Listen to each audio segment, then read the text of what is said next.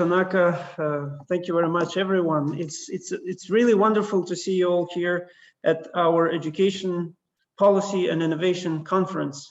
And this is day 2. Today, there's this thematic session, parallel session number 7, that's called Policy Lessons on Inclusive Education.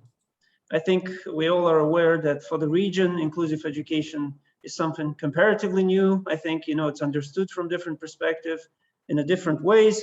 So I'm really looking forward to today's presentations that are gonna give us some additional information, some additional insights on inclusive education development internationally. My name is Darkhan Bilyalov, and I'm director of Kazakh National Pedagogical University named after Abai. And I'm going to be moderating today's live session. I think Anaka has done a really good introduction about all the technical details. I think there's one note that this session is being recorded, just so that you know, for the purposes of other viewers in the future. I had the pleasure of actually being a part of KIC's Learning Cycle 1, and I'm really looking forward to today's presentations. And the way we are going to organize today's work is that we have 4 presentations. Thank you very much, participants, you all connected. We have 4 presentations. We're going to give 15 minutes for each presentation itself. And when 10 minutes are passed, I'm going to show you this wonderful handwriting number 5. That means there's 5 minutes left. And close to when the time's up, I'm going to put this wrap up sign. And today we have 4 presentations. First presentation is, I'm going to read out the names of the presenters, and if you could please wave your hand or in one way or the other show that you are this person. Karina Norova is going to present on the mother tongue-based multilingual education for young children. I think it's in Tajikistan, but I'm going to look forward to to more information. Yeah. The second presenter is going to be Aleksandr Ivanov, and the topic of his presentation is a study on the feasibility of scaling innovative elements of a preschool education project in Kyrgyzstan. Next one is Jutaro Sakamoto together with Sarah Fuller on reshaping education pathways in Roma settlements, exploring the potential to address inequality through quality inclusive education.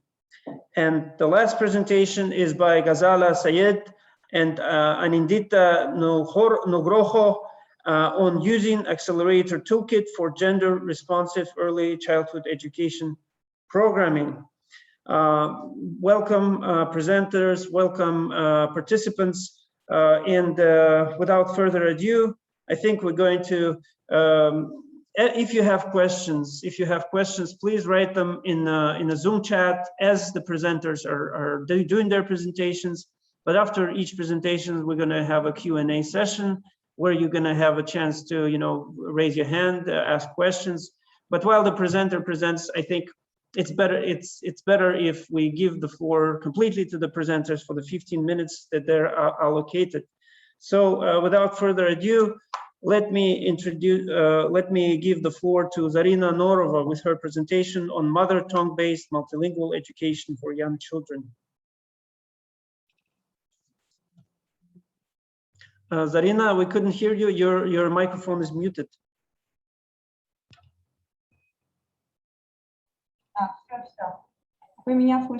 Can you hear me now? Yes, we can. Thank you. Great thanks to all organizers of the conference that I can speak. And I'm quite sure that we all shall get new knowledge about system of education in every participating country.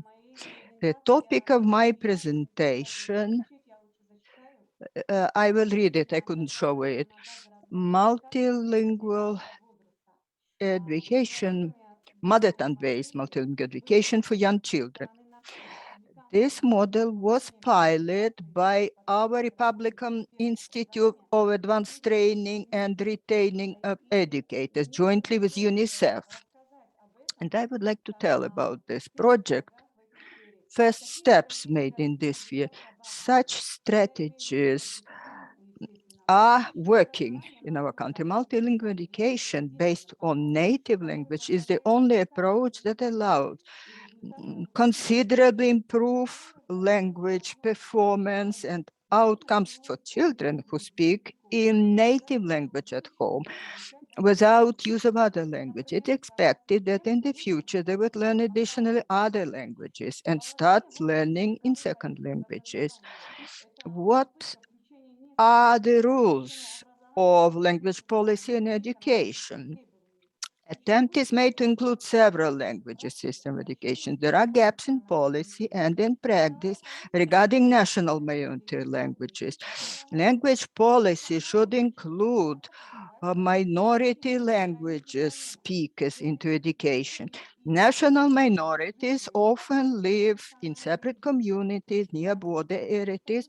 Priority of learning and promotion of Tajik language for national integrity.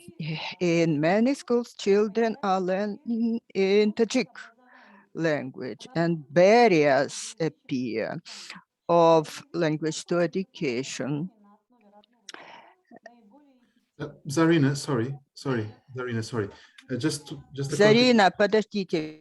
Do you want to share your screen? Do you have a presentation that is sharing, or do you want us Я же извинилась вначале, у меня не получилось технично. I could not manage, and I apologized at the beginning. I thought that you have my presentation, so I cannot. Zarina, if you have sent presentation, now I shall ask the colleague, maybe they have it, and they will share the screen. She couldn't open it on her computer, so she said that she wouldn't be able to share the screen. That's fine. We'll do it. We'll do it on our side. Oh, well done. Большое спасибо. Thank you very much indeed. No problem.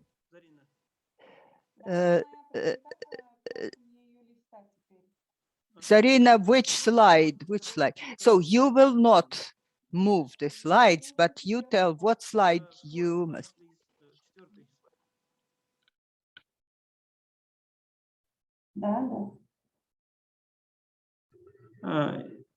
Еще один, да, вперед?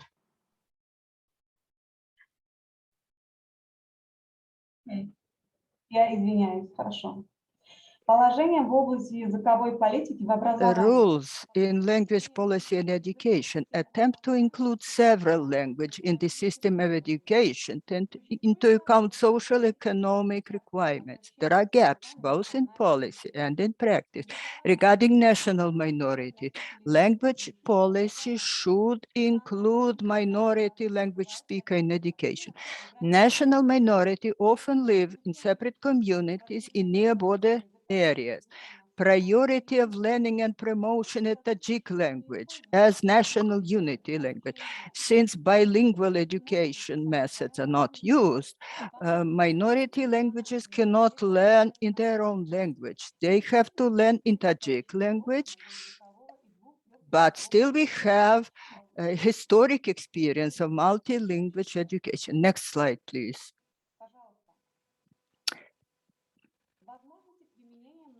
Possibility of use multilingual education in Tajikistan.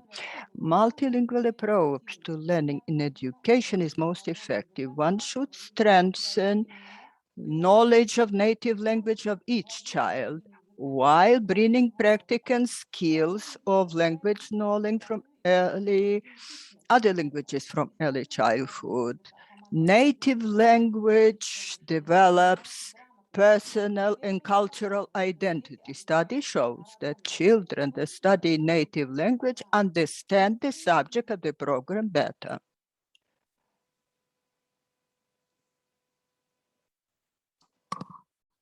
We lost her. It seems we have lost her. Cognitive and language skills. Now show slide 6.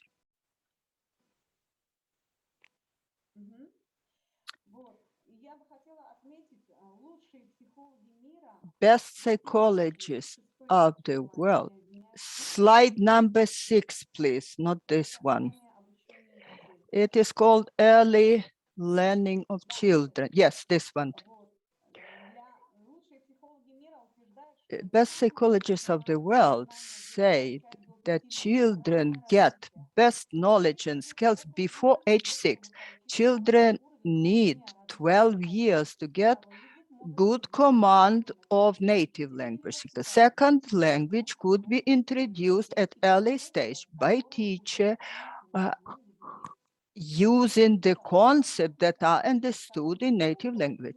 Then you need 2 years of learning second language to introduce it in everyday speech. And you need from 5 to 10 years of learning second language to understand some abstract notions. Knowledge of 5,000 words, many of them academic and abstract words. Only when children get 5,000 words, they can learn subjects in the other language. Next slide, please. Mechanism introducing multilingual education approach. Slide 6, yes. Mechanism of using multilingual approach.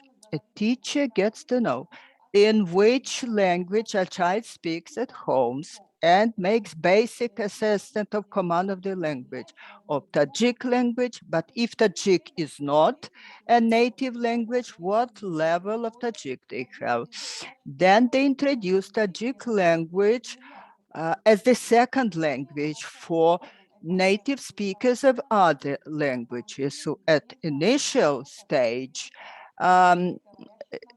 children who speak other languages get education native language. Then when switching from preschool education to primary school, teachers give information to primary school teachers, information about knowledge of languages of all pupils, including minority language students. And teachers are regularly get training and advice and the knowledge of native minority language vocabulary if they need it. Next slide, please. Next slide, please. What teachers should know? Teachers should have the skills of teaching children of different cultural and ethnic origin. I'm hurrying up. Teachers should be trained how to have a good knowledge of all languages. Why? Because language development is the most difficult and it could be delayed. And ethnic minority children can become marginalized group. So we must overcome that and ensure inclusion. Next slide, please. Results of our pilot study. Rohnamo is the manual for the teachers. It's a guide for the teachers. Our teachers have an annual training. Every month they have professional growth training, and you see the data. How many trainings we held in our centers, seminars, trainings, where we train teachers how to work with children who are speakers of other languages.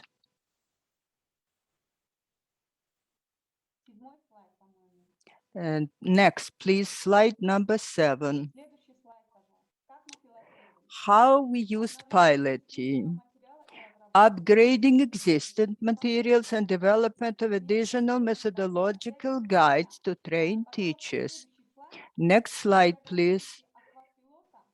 Geographic coverage of pilot. How we are working. We covered entire country. Next slide, please. Further steps of our piloting. I have sent a video. Can you show this video, at least last 3 minutes, We wanted to show practical how we are training teachers and how they work in two languages. First, in native language of the children, Uzbek language, the near border area where Uzbek community lives, and then they translate all that into Tajik language, and that helps the children to get prepared to grade 1. Can you show this video? Yeah, okay, I'll stop sharing this and share the video. This.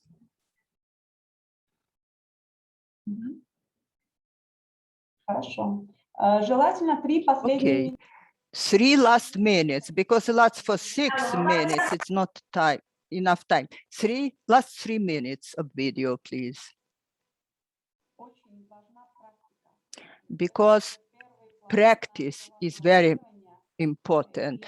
So this video shows first practical steps of our pilot training. So how teachers are practically working with children of minorities. First, in their native languages, they learn the program in their native language, and then they switch to state language, Tajik language.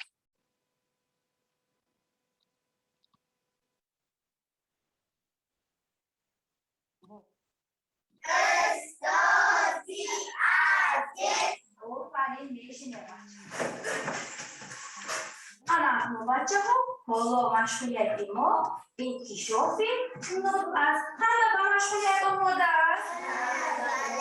Ana bacaho, molo badavrai mo, manija kon tashrif meora. Mana nomi duftar aksi bud? Manija. Salom bacaho. Salom manija. Hamma sihatu salomat hasti. مشغولیت آماده هستید؟ شما به تازگی رعایت کرده ایستادید؟ آفرین بچه ها، دست‌ها رو شستید می؟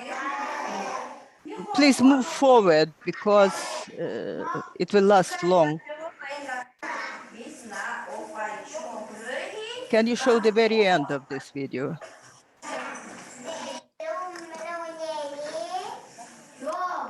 Thank you very much. Thank you.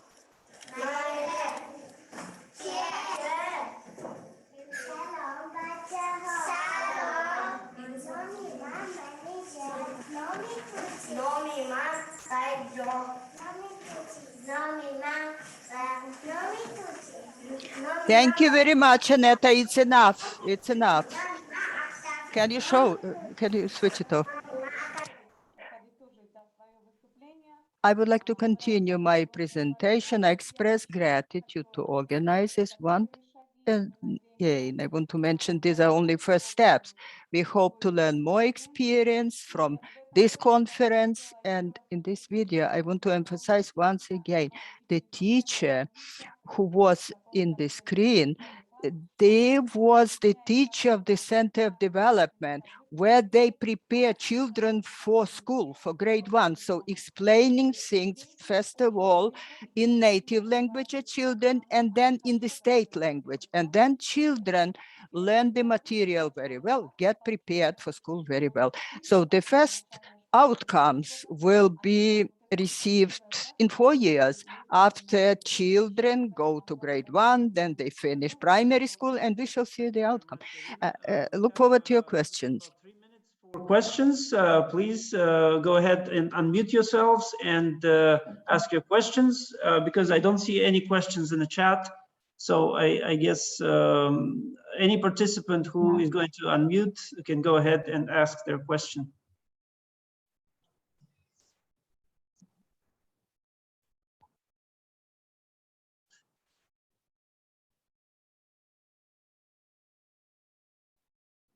If there are no questions at the moment, you can raise your hand function, which is yes, which is thank you for your attention. In the reactions tile, I guess, down on the screen on the right side of the screen, you can press on reactions, and there you can raise your hand function. But Zarina, before anybody asks the question, first of all, thank you so much for for the great presentation. Second, for showing us the kids, right? Because it really you know, improved my mood today. After a long work day, it's great to see, you know, some classroom work going on. To you, Zarina, I wanted to ask a question from my side.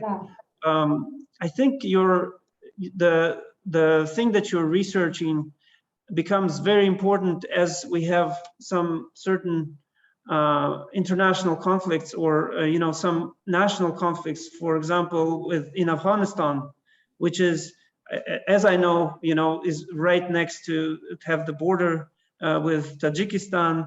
And I would imagine there's an influx of refugees, or, you know, people who want to move to Tajikistan. And I think the topic of your discussion today becomes increasingly important, including because you have new people that speak, actually, Afghanistan people, they speak the same language, Farsi, right? So I'm moving on a little bit, I guess, wrong direction. Sorry about that. Our languages are almost similar, but approach to education is the same. I don't see big barriers. Persian language is very similar, or Farsi is very similar to our language. I think in the near border areas where there are a lot of refugees, we should start the work. We are now working in the northern part of Tajikistan, but we slowly want to move southern regions. So we are working in advance. In case some problems arise, we shall try to resolve them, because our teacher wants very much to have such teachers training centers, because and these centers that prepare children for school are needed. Since we don't have enough kindergartens in rural areas, such early learning centers are organized for minority languages and for Tajik children. One comment here from Ms. Palomares, and the comment is in Spanish language, but I will try to translate it. Ms. Norova, your work is very interesting. The inclusion that you propose recovers the context clearly. You reflect on the different ways of approaching the object of the study. Thanks for excellent presentation. Oh, thank you. Большое спасибо. Okay, Thank you very much indeed. Остается минута, можно еще один вопрос задать. Можете поднять руку и задать вопрос. Но если вопросов нет, то давайте пойдем дальше. Потому что мы хотим сэкономить немножко времени, чтобы в конце было время для общей дискуссии. Так что если вопросы возникнут, ждите конца.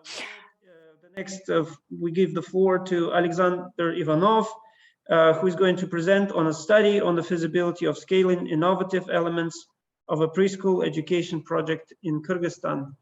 Alexander, the floor is yours.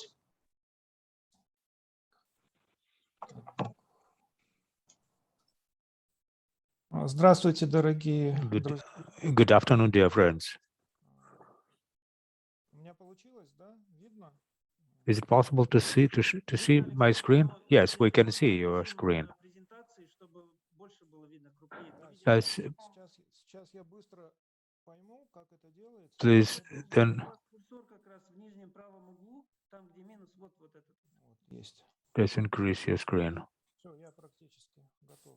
I'm practically ready to start my presentation. Good afternoon, dear colleagues, dear friends.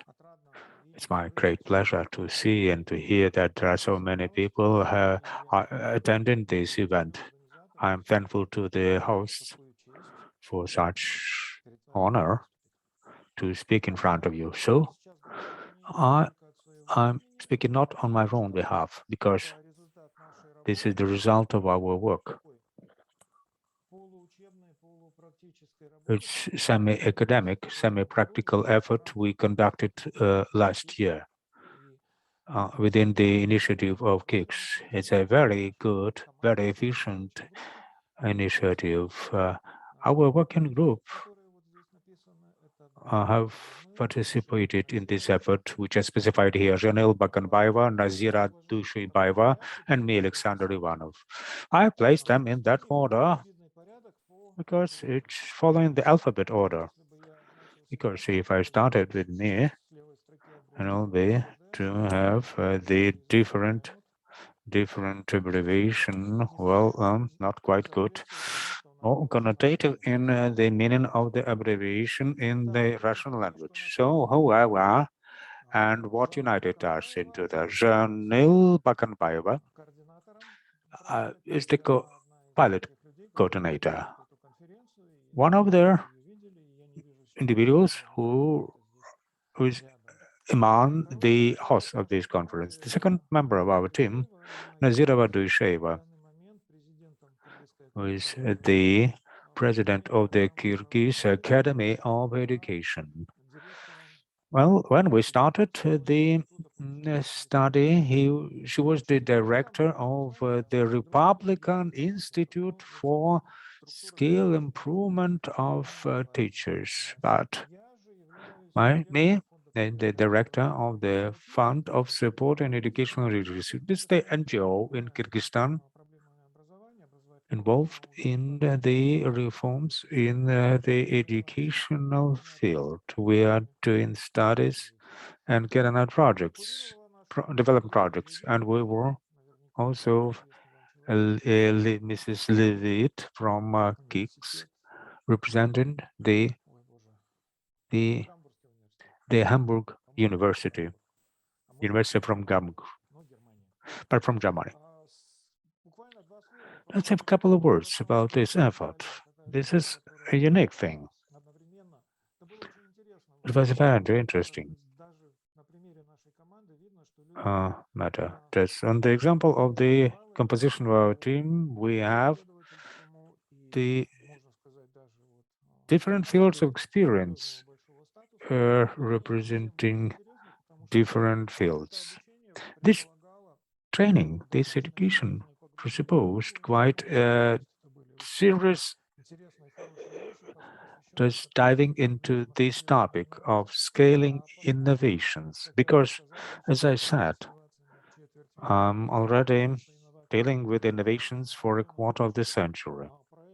The problem is that projects are run, implemented, but they are not introduced into a system. I think that's not a matter for Kyrgyzstan, but in one's own research work, it's very important to find mechanism how to provide for the sustainability and the scaling of initiatives. When we've chosen the topic to promote, it was also part of education.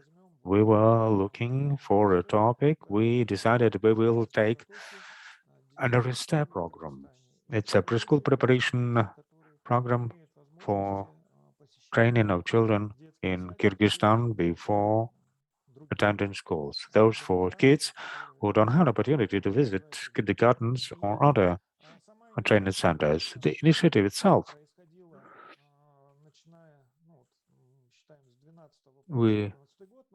it was being implemented in 2011, 2014. But these time frames are not just clear-cut range. For example, in 2010, only 80% of children aged 3-6 attended preschool institutions. And currently, approximately since 2009, when a law on preschool education was passed in our country, attention of the state was drawn to the issue of preschool education. And it turns out it is starting from 2006 first. 100 hours preschool training program was being devised. Not all kids were applied, and since 2011, the outreach was about 240 hours of training and then 480 hours. Actually, that's that problem that was named Naristat. Donors supported this program, and since 2012, approximately, the program was quite well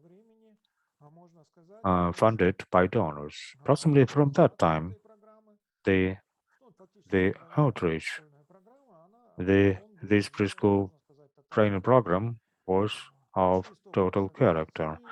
Almost 100% of children gained the opportunity to attend this program. The program was unfolded on the basis of schools because there was no other available facility in rural areas. Based on that, the work was carried out. One should say that, on the whole, conventionally, we have just a stable attitude to the program because of the quantitative coverage by the program. That's when hundreds of thousands of people were able to be trained for their studying in schools, and particularly this work was done for this purpose. But we put just a bit different objectives for our study. We try to analyze it from the point of view of exclusion. To what extent this program would help to promote inclusiveness in our system, that's to enhance inclusiveness. The thing is, but this in the background, the slide, that's the issue of inclusion was not even in the agenda of activities. It was discussed only by some not numerous organizations. And it was not too well known in the society. Our study of the program related to what extent it would be possible to scale the inclusiveness of the educational system in Kyrgyzstan. We have used the standard methods, document analysis, we carried out conversations, interviews, office studies, discussion, and conducted focus group discussions. And so, in our activities, we were moving like kind of backwards. We were trying to find the foundation, trying to analyze what objectives were declared on the Narista program. We were both learning and tried to produce quite an important product. Objectives in Narista we were able to outline. That's improve equal access to early childhood education, improve the quality of early childhood education, improve the quality of teacher training, and within this big nationwide project was the component of the inclusiveness on the basis of Moscow district. There was the piloting of some of the approaches how to launch inclusive education in the country. When we carried out our analysis, we were focuses. So, and I'm not talking just how many children we were able to involve, but we focused our attention on the innovative aspects of this program.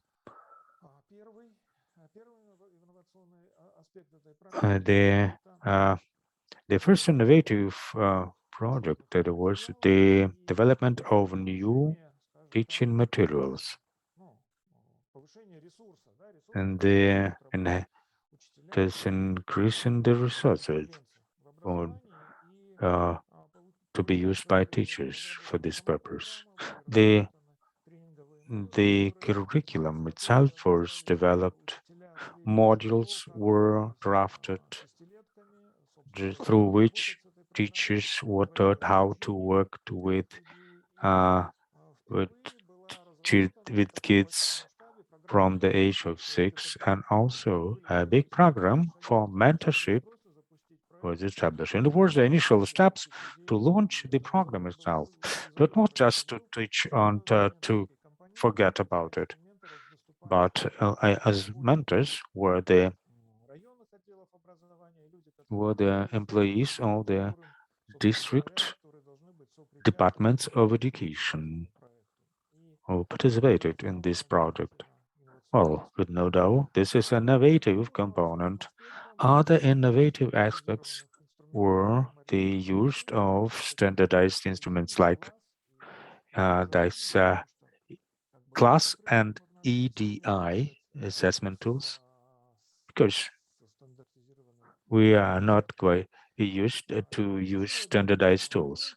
Another aspect of innovation, that very pilot project which was carried out, and its result turned out to be quite good.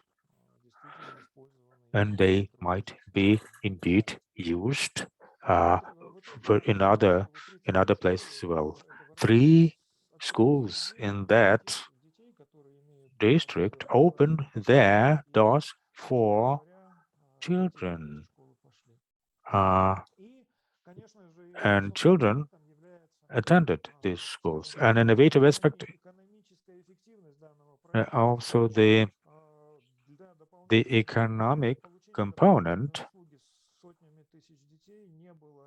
just because no additional infrastructure facilities were being created to provide outreach to hundreds, thousands of I do not see Darkhan. I'm too quick. Well, 2 minutes, 2 more minutes, Aleksandr. Aleksandr, yeah, your microphone is muted. You have only 2 minutes.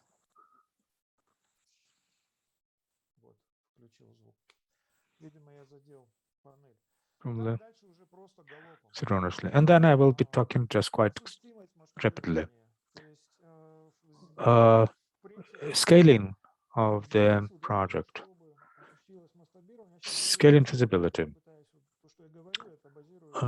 It is based what we have obtained through focus groups. We discussed it with many professionals. Spread of information, scaling up in schools education through resource mobilization, and the Ministry of Education should operate to define all resources, all available resources, to use it properly.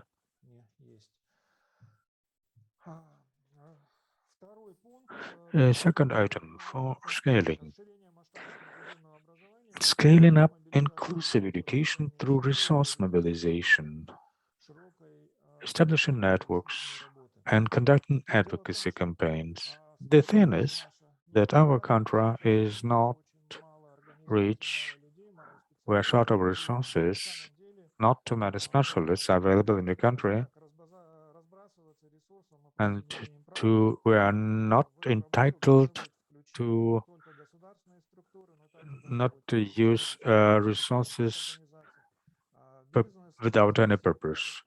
This public sector and private sectors should be involved, and barriers between different agencies should be merged. The ongoing professional training our people,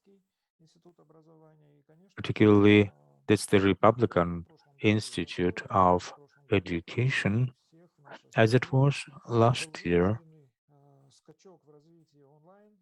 We had to move, as everywhere else, to jump into online education.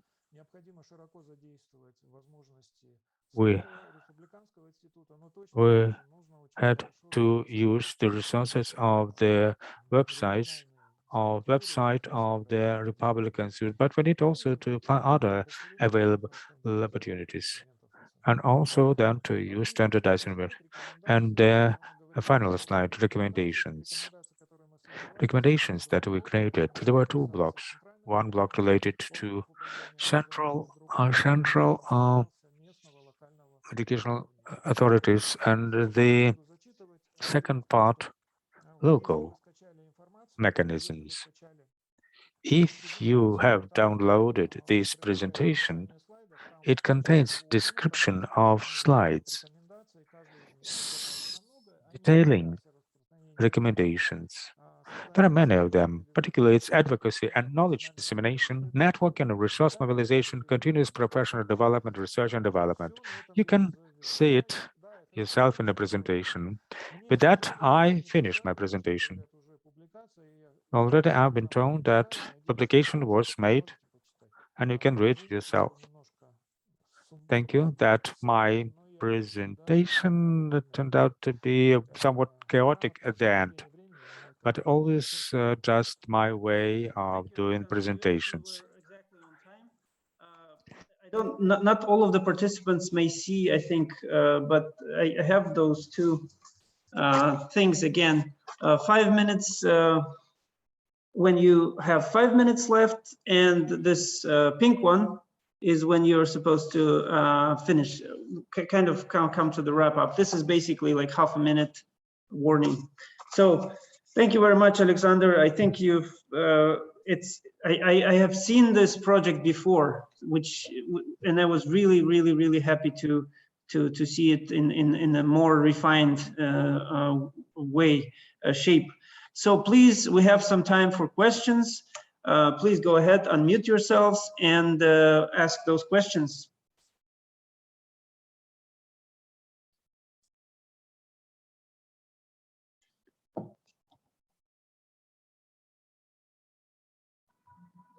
Aleksandr, if I may ask a question from my side. So it actually jumped from 18% to 100% now. And it's really amazing that they were actually able to do it without any additional big influx of money. So they did it on the premises of schools. Do you think it in any way affected how regular schools were operating when this preschool program was implemented? Ну, я Well, уже говорил о том, что I already когда готовилась, mentioned, хочу сказать, что well, I would like to point out that хорошо это не было чисто донорской инициативой. it was a good thing that it was not purely on the initiative of donors, because the government, the state, was quite cautious about developing this initiative. Accordingly, it was not just simple to accept dozens of thousands of kids before attending school. I am very proud that my organization participated in developing curricular for this training, but also resources were needed for that. It's very important to understand that what was done as a breakthrough, as a deed then, if this effort is not continued, then it will simply turn into the dust, disappear. This training, this education should be placed on some foundations, because teachers might leave schools, retire, but this should be maintained, supported. Now I am not just it will be not correct for me to say that it will be for 100% coverage of all kids, but for this to to work smoothly, to be sustainable, also some mechanism added. What we've analyzed, scaling, that was the question. In what direction to scale? If we have 100% coverage, which one can be scaling not only into the width, but also into the length. But we need to have space, but also let other groups be also doing that. But we also are very cautious for this to have a positive influence. Thanks a lot. Other questions? We're going to move. Thank you very much, Aleksandr. We're going to move to the next presentation by Jutaro Sakamoto and Sarah Fuller. I believe both of the presenters are here on reshaping education pathways in Roma settlements, exploring the potential to address inequality through quality, inclusive education.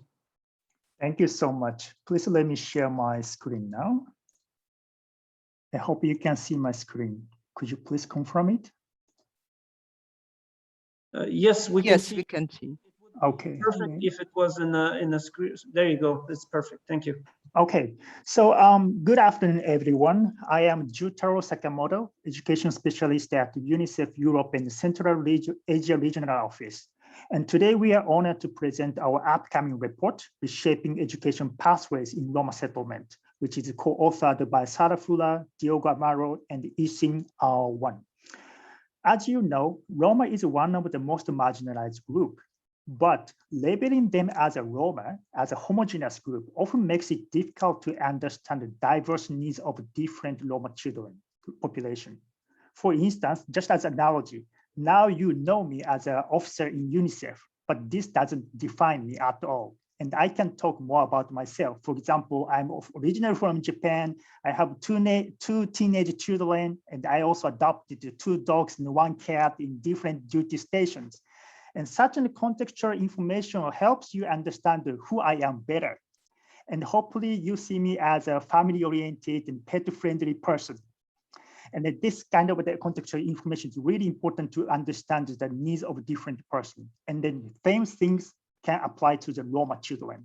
And this report is a UNICEF's effort to understand the diverse educational needs of different Roma population and the children.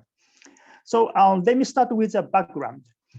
Roma is an ethnic group who have resided in Europe since their migration from India. They are among the most marginalized from their earliest moments of life, facing stereotypes, discrimination, and exclusion. Therefore, empowering Roma children through inclusive quality education is a key agenda for international communities. However, despite a decade of international efforts, Roma children continue falling behind in education and learning. One of the challenges is the diversity of the Roma population. Roma people are often received attention as a disadvantaged social group. However, in reality, they are not homogeneous. They differ in social, cultural, and economic situations, have different educational experiences and outcomes, and therefore they have different needs for support. Subsequently, EU Roma strategic framework called for the action to identify and meet diverse needs of different Roma population. So there is a need of understanding which groups of Roma children fare well or worse in their educational pathways, and then we need to provide support, dedicated support to those in most need. We fill this knowledge gap by answering 2 questions. What are the educational situations and outcomes of different groups of children in Roma settlements? And what factors are associated with school attendance and learning outcomes in Roma settlements?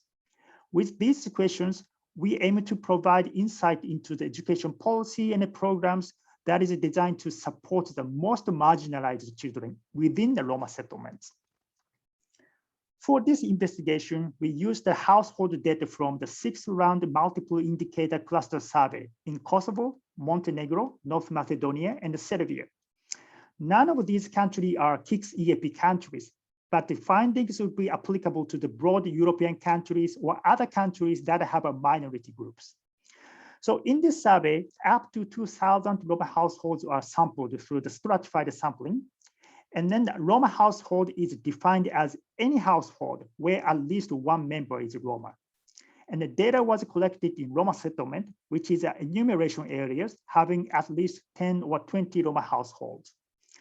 We use a different method, which include a data disaggregation, regression analysis, and education pathway analysis to analyze the education in Roma settlement from different angles. Unfortunately, this study is subject to several limitations. First, data do not tell whether the sampled children are actually Roma or not, even though they belong to the Roma household. Second, the sample is not a nationally representative sample of a Roma household because the study does not capture the Roma household outside of the Roma settlement. In fact, we cannot infer causality in our study design. Therefore, this report can provide, at the best, the description of the education of children who reside in Roma settlement. So keeping this limitation in mind, now I move on to the result and the findings. So first, we confirm that children in Roma settlements fall behind in education and learning across age groups, education levels, and then the countries. So this graph shows out of school rates in Roma settlements with blue line in comparison to the national average in green line. As you see, the out of school rates are higher in Roma settlements across countries and age groups. There is a large gap identified at the pre-primary level, pre-primary age, which reduces as children become compulsory school age. And again, the gap increases as children reach secondary school age. Next graph shows the completion rate, school completion rates. Nationally, school completion rates remain high across education levels. However, completion rate in Roma settlement drops significantly as education level increases. It is shocking to see that the completion rate at the upper secondary level is nearly 3% in Montenegro, for example. This graph shows the percentage of children who acquired foundational skills in reading and numeracy, which was assessed only in Kosovo and North Macedonia.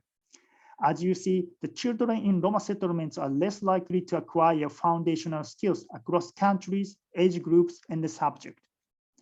Now, our question is whether children in Roma settlements are equally disadvantaged in education and learning. And we found that there is a large variation in educational situation outcomes, even within the Roma settlements. For example, this graph shows out of school rates in Roma settlements by household wealth. Children from poor family, which are presented in blue line, are much more likely to be excluded from school education across countries and age groups. This graph shows the out-of-school rates in Roma settlements by existence of the functional difficulties, such as a difficulty in vision, hearing, and communication, etc. So we see that children with functional difficulties are consistently more likely to be out of school in most countries. Next, this graph shows the percentage of the children who acquired foundational skills by parents' education level. In general, children whose parents have a secondary education are more likely to acquire foundational skills. One problem with this analysis is a difficulty to understand which factors really matter. For instance, in this slide, now we see the positive relationship between the parent education and the foundational skills. But is it because these parents are more academically oriented? Or is it because these parents have more money to invest in education? Or is it simply because these parents live in urban areas where probably good school exists? To understand the relative importance of different factors, we performed the regression analysis. So first, we estimated the probability of acquiring foundational skills in Roma settlement as a function of different demographic and family characteristics, such as ages, gender, school grade completed, child labor, etc. Regression analysis allows us to examine how a given factor is uniquely associated with the foundational skills development if we control for other factors in the model. So we can isolate the association from other factors. So in this analysis, we found that schooling is a driver for foundational skills development in Roma settlements, regardless of the presence of the additional disadvantages. However, The schooling, we also found that school attendance and the completion is not enough to close the learning gap. Education quality and learning environment at home probably would also matter. So this is a result of the regression analysis showing how different demographic and family factors are associated with the foundational skills development. The table shows the child family factors in row and types of foundational skills in column. And then the figures show the degree of associations as average marginal effect. And then the statistically significant associations are colored in blue if it's positive and in red if it's negative. First, we found that school education contributes to skills development in Roma settlement across countries and types of the foundational skills, even after we control for child and household characteristics. The results show that completing an additional grade level is associated with an increase in the probability of acquiring foundational skills by 7 to 9 percentage points on average. I think this is a substantial difference. However, one may wonder if this relationship holds for everyone. For instance, children engaging in child labor, having functional difficulty, and having language barrier may not learn enough in school. Therefore, we also tested whether the relationship between schooling and skills development differs by the presence of these additional disadvantages. And we found that these children also develop the foundational skills through schooling as much as others do if they attend school. So these findings demonstrate the importance of inclusive education in Roma settlement as a means to address the inequality in learning. We also found that there are several other factors associated with the acquisition of foundational skills, even after controlling for school attainment. For example, in North Macedonia, children from poor families are less likely to acquire foundational skills, regardless of the school attainment. Maybe these children attend the schools that offer low quality of education, or maybe these children have a poor learning environment at home. So this indicates that just attending and completing schooling is not sufficient to close the learning gap. Promoting quality learning at school, at home would be also important. Anyway, given the importance of the schooling for skills development, next we estimated the probability of being out of school in Roma settlements. We found that despite the benefit of schooling, access to school is not equal even within the Roma settlements. And then the probability of being out of school is associated with different factors in each country. So this is a result of the regression analysis, estimating the probability of being out of school. First, as you see in the red circle in the bottom, we found that children from poor households are more likely to be out of school across the countries, even after we control for other factors. There are also several significant factors. For instance, child labor is associated with an increase in the probability of being out of school by 11 to 29 percentage points in Kosovo, North Macedonia, and Serbia only.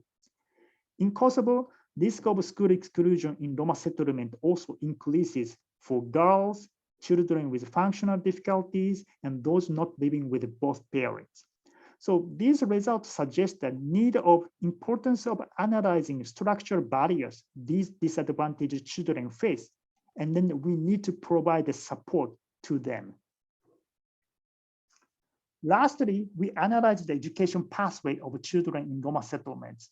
We found that there is a specific moment in which many children in Roma settlement face challenges to continue their education. This graph shows what percentage of children at the upper secondary age dropped out from education system in Roma settlement in Montenegro as an example. The bars in red and pink color represent children who dropped out from education. If we see the graph from the bottom, we see 19% of the children didn't enter primary school. 11% dropped out of the primary school. 6% didn't transition to lower secondary.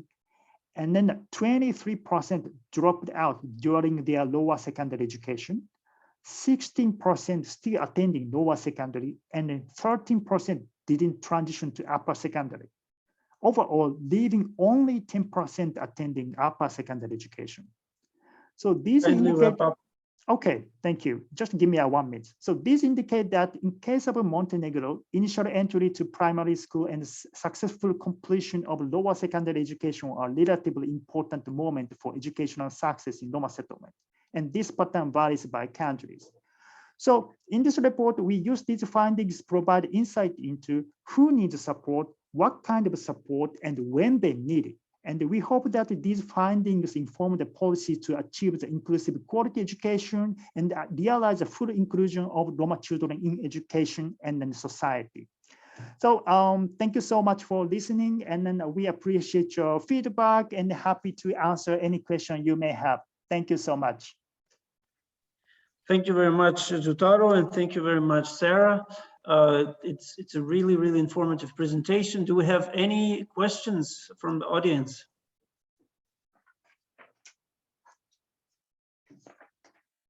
I do upload again, just as our colleagues do here. It is very informative. It is very data driven. I think it's really helpful to to see those findings in the way that you were able to present it. Any questions, dear colleagues? Jose Luis, you have a question? Yes, please.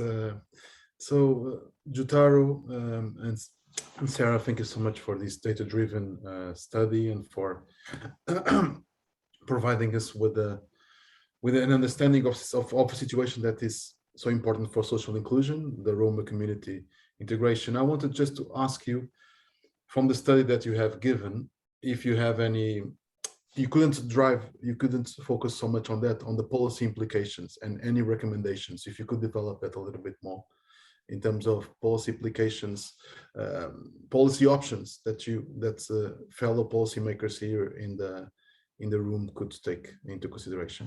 Thank you. Thank you so much. That is a very important point because all our contributions should inform the actual policy changes in these countries.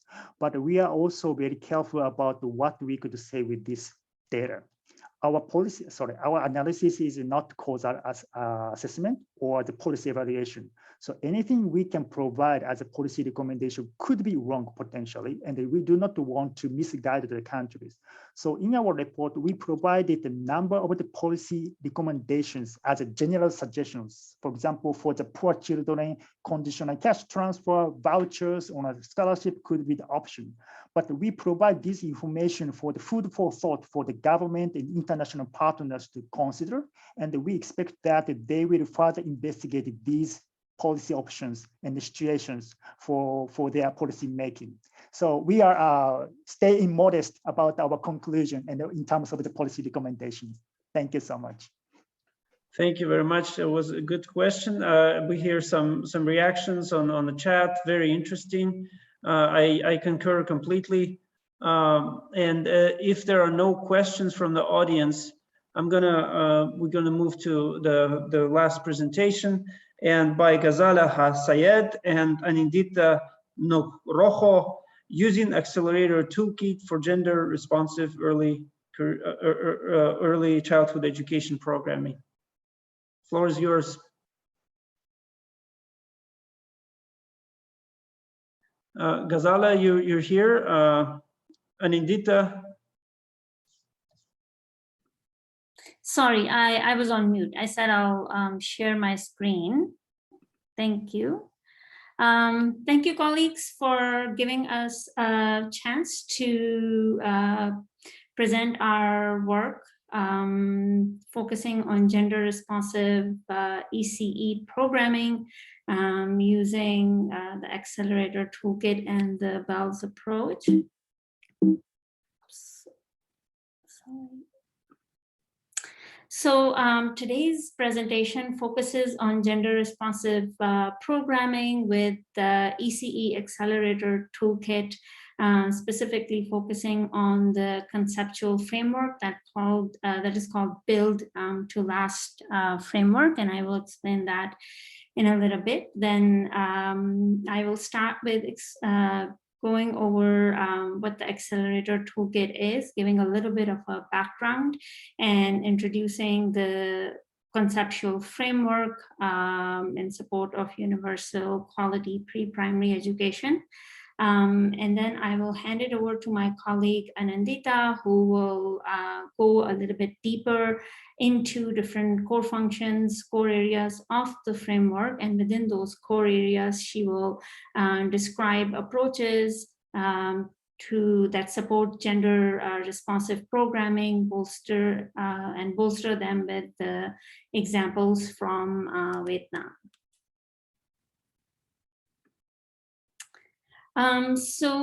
We are part of the KICS, and our project is scaling up the BELLS approach and the ECE Accelerator Toolkit.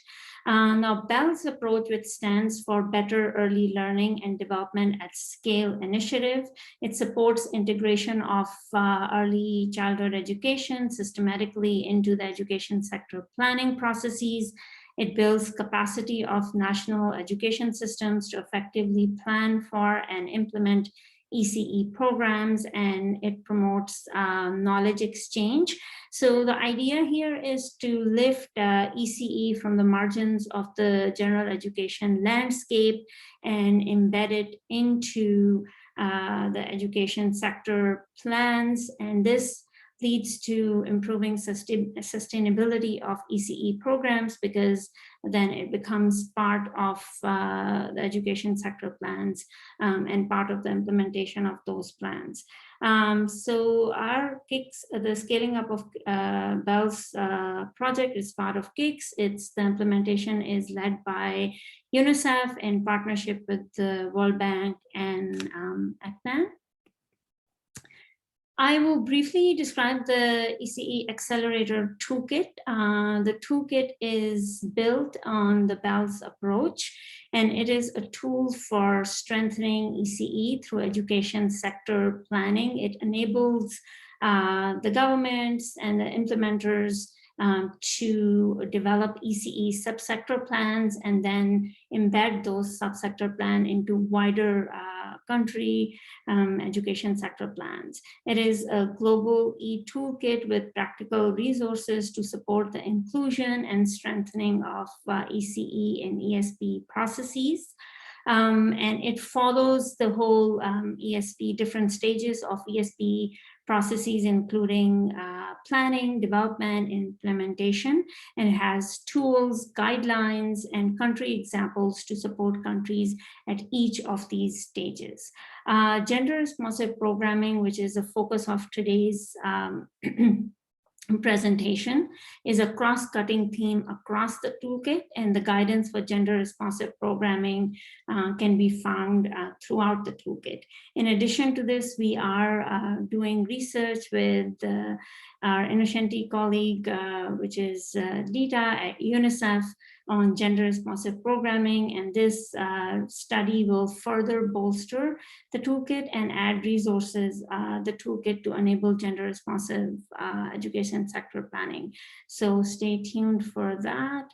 The toolkit, as I mentioned earlier, follows the education sector planning journey. It is divided into 5 different sections, each section is corresponding to where the countries are in the education sector planning journey. And I'm not going to go over the toolkit today, but I welcome you to explore the ECE Accelerator Toolkit website, and there is a contact us tab there. So please, feel free to contact us with any questions and any explanations that you might need on the toolkit and how to use it. Also, through the eApp Hub later in November, we will have a webinar that is focused on the toolkit with the country examples. 2 of the 5 program countries that we have, Tajikistan and Kyrgyzstan, are the eApp Hub countries, and they will go over their experiences of using the toolkit. So the toolkit is build on this conceptual framework, which is called Build to Last framework. And as you can see in the center, the colored 5 core functions. So these core functions need to be developed simultaneously in order to have a quality pre-primary education system. And these core functions are planning and budgeting, curriculum implementation, workforce development, family and community engagement, and quality assurance. Now, these need to be supported by enabling environment that can help leverage political, public, and environmental resources for pre-primary subsector.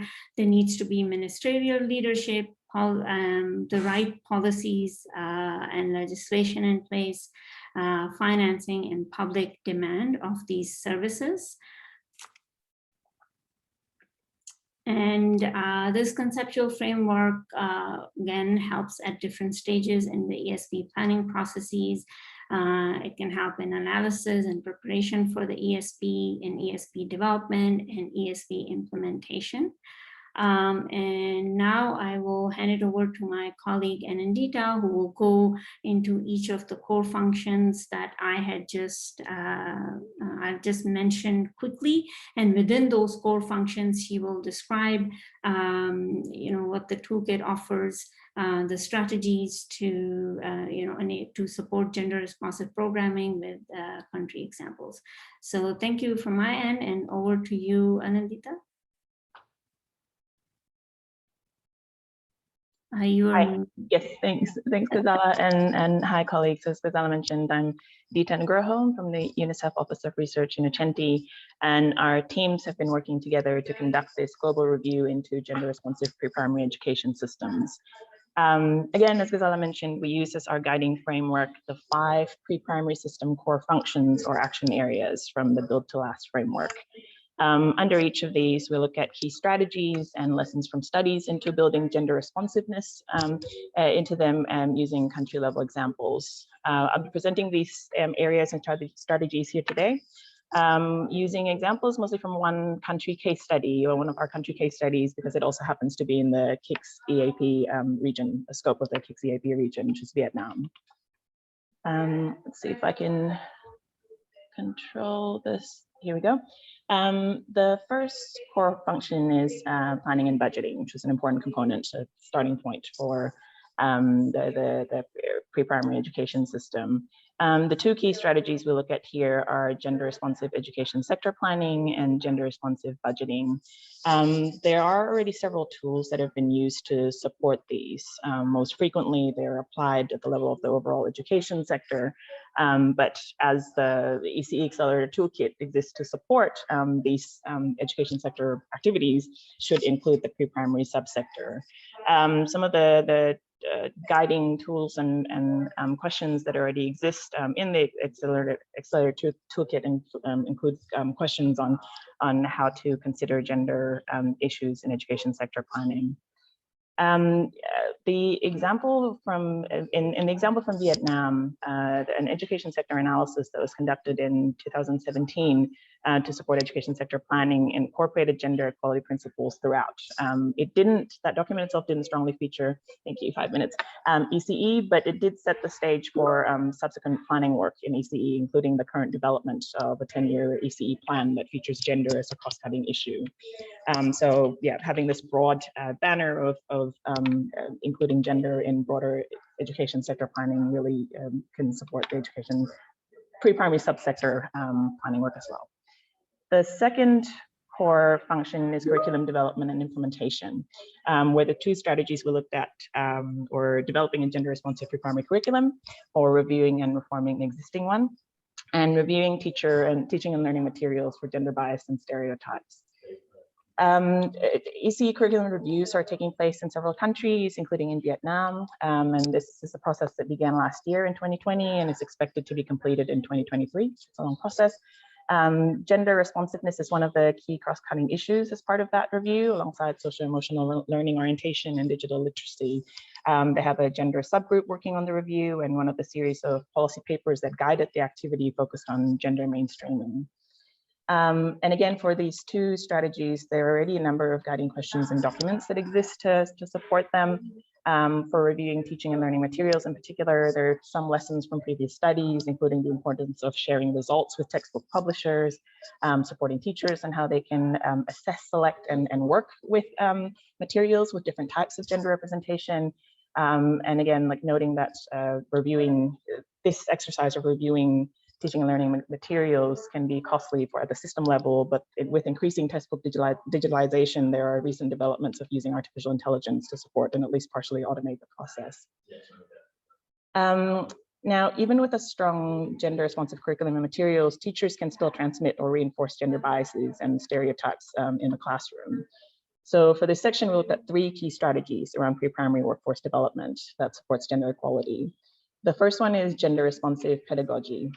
And there's a very relevant recent resource here, being the Gender Responsive Pedagogy and Early Childhood Education Toolkit, developed by BBOB and the Forum for African Women Educationalists, which has been piloted and used for professional development in several countries, including Vietnam. In relation to the current reforms happening in the country, the involvement of partners that will be involved in implementation was a chief concern by partners in the beginning. So teacher training in universities and colleges are being involved in the curriculum review. Secondly, a gender balanced pre-primary workforce can broaden young children's gender role models. It can influence how boys and girls interact with each other by seeing how teachers of different genders interact with each other, and seeing men in ECE can also contract traditional views of women in caring professions.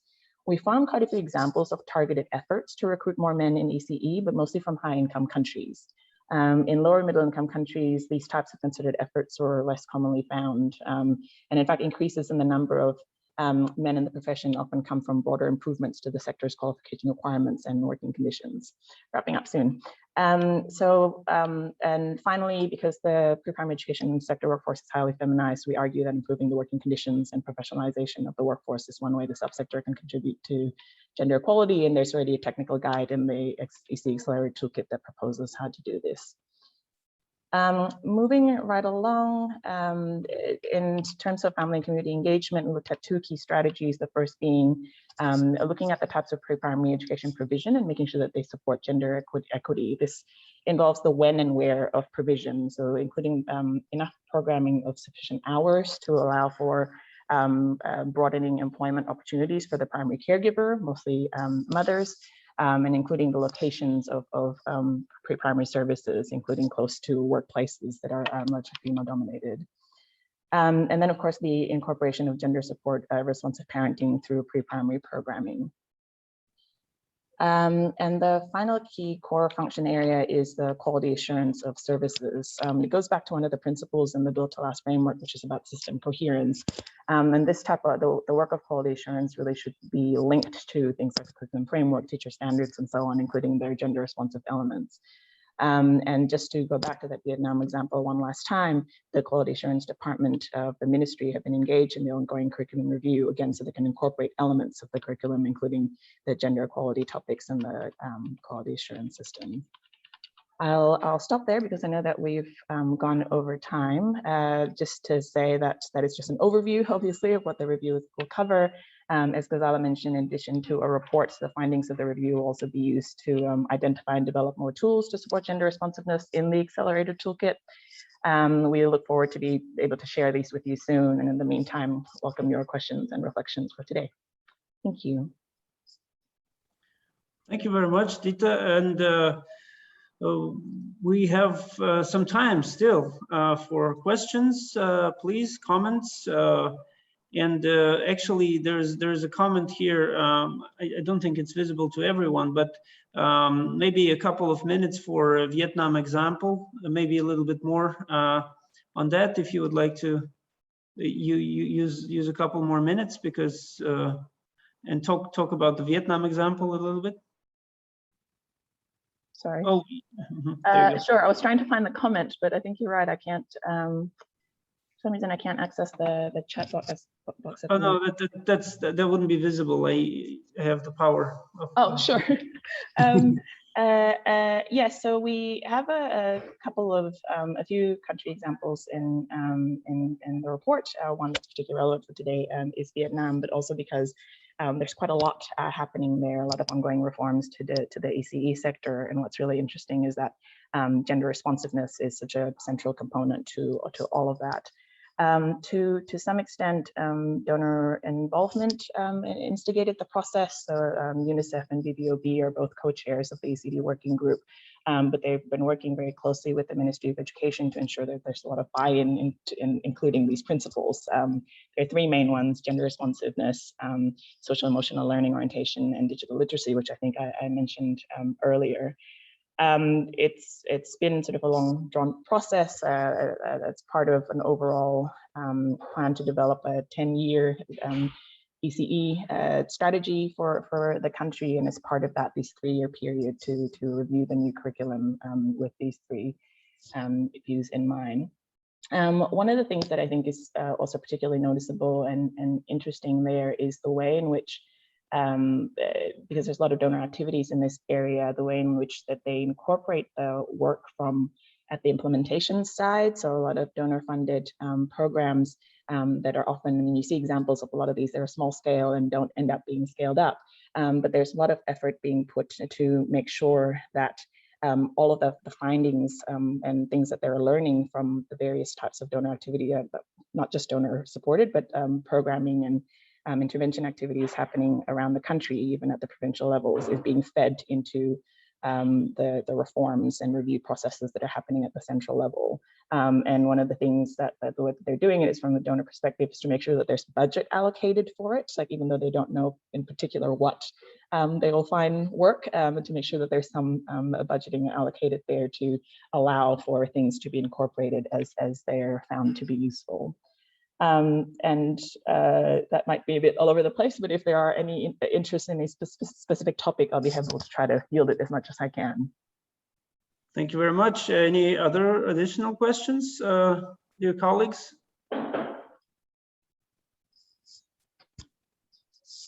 Please go ahead and unmute yourself, your microphone, if you would like to ask questions.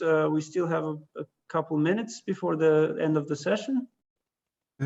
If there are no other participants, I'd like to ask a question that is more or less also a comment, which is something that Ghazala said in the beginning of her presentation, which is often ECE is on the margins of the education landscape.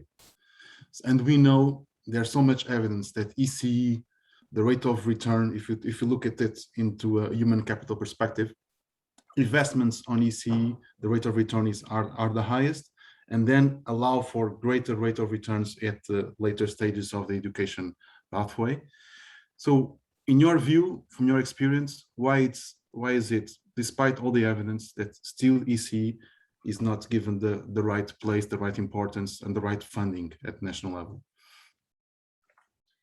Difficult question, but yeah. No, it's something. And we hope that your tool helps in showing that. But you're preaching to the choir a little bit. It is a question that I grapple with a lot, to be honest. One of the theories is that much of these studies about the rates of returns are over the long term. You know, they're based on studies that look at subsequent earnings of children who are exposed to high quality preschool education. So you're looking at impact, 15, 20 years down the line, which doesn't quite suit the political cycle in terms of getting political will. And I think the way that I've been dealing with that is to often try to focus on some of the short-term benefits as well. I mean, you look at the impact of pre-primary and looking at on-time enrollment in primary school, and then reducing retention and increasing completion rates at that level. So these are the kinds of system efficiency benefits that you can cost as shorter-term wins. I'm sure there are other, Ghazala might want to add something to that too. Sure, thank you, Anindita. I think, some years ago, and still, we were really focused on access to primary education, and then that kind of took a lot of the spotlight. But I do see, some of the focus coming back. ECE is one of the priorities at UNICEF now. I see even World Bank, not kind of so much, but have started to pay attention to ECE. And so as these international development organizations and governments, they are thinking more about ECE, I think it will get more spotlight. But as Dita said, that it just very long-term kind of effects. You see the fruits after quite some time, and governments and donors and implementers are focused on something they can quickly show on the paper. So but I think we have started to see some spotlight on it, and that's our ECE Accelerator Toolkit is one of the tools that helps government and and other implementers and stakeholders to include this in the education sector plans. And once it's part of the education sector plans, it becomes like the education landscape map of a country, and so give it some sustainability. But I agree with to just very quickly bring it back to the gender aspect that we're talking about now. There's also, I think we're also dealing a little bit of the often traditional view and norms that working with young children in particular falls into a sort of caregiving profession that's natural and often feminized and not valued as much. So certainly one of the benefits of there being increased attention to the actual benefits of providing quality, high quality early childhood education is in the recognition that the workforce should be professionalized. And yeah, and it goes back to some of the points that we make in the paper. Really interesting question. Okay, we're almost at, we were 1 minute. We very good timing today. I would like to thank all the presenters, Zarina, Aleksandr, Jutaro, Sarah, Ghazala, Anindita. It was a really good session, and thank you very much for staying on time, being very well organized. Thanks for the questions to all the participants. And I invite you to attend other sessions of this conference, and because there are still several more days left. And thank you very much. It was a great pleasure. Thank you, so much, Thank you. also for sharing the session so well. Thank you to all the presenters.